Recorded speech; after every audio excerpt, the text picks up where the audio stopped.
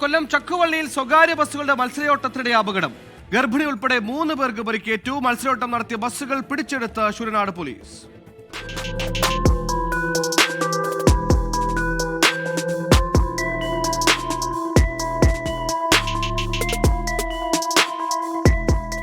ഇന്ന് രാവിലെ 8 മണിയോടെ ചക്കുവള്ളി ജംഗ്ഷന് സമീപമാണ് സംഭവം. ഭരണിക്കാവ് ഭാഗത്തേക്ക് പോവുകയായിരുന്ന സ്വകാര്യ ബസ്സിലെ ജീവനക്കാർ തമ്മിൽ സമയത്തെ ചൊല്ലിയുള്ള തർക്കമുണ്ടായി. ഇതിനിടയിൽ ഇരു ബസ്സുകളും ഒന്നിച്ച് മുന്നോട്ട് നീങ്ങി. മുന്നിൽ പോയ ബസ് പെട്ടെന്ന് ബ്രേക്ക് ചെയ്തതോടെ ഗർഭിണിയടക്കമുള്ള യാത്രക്കാർ മുന്നോട്ട് തെറിച്ചു വീഴുകയായിരുന്നു. എന്താ പറ്റി?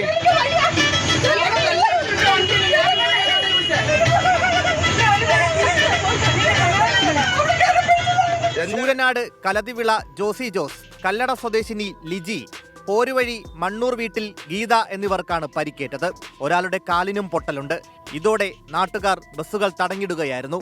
സ്ഥലത്തെത്തിയ ശൂരനാട് CI ജോസഫ് ലിയോൺസിന്റെ നേതൃത്വത്തിലുള്ള പോലീസ് സംഘം ബസ് ജീവനക്കാരെ കസ്റ്റഡിയിലെടുത്തു.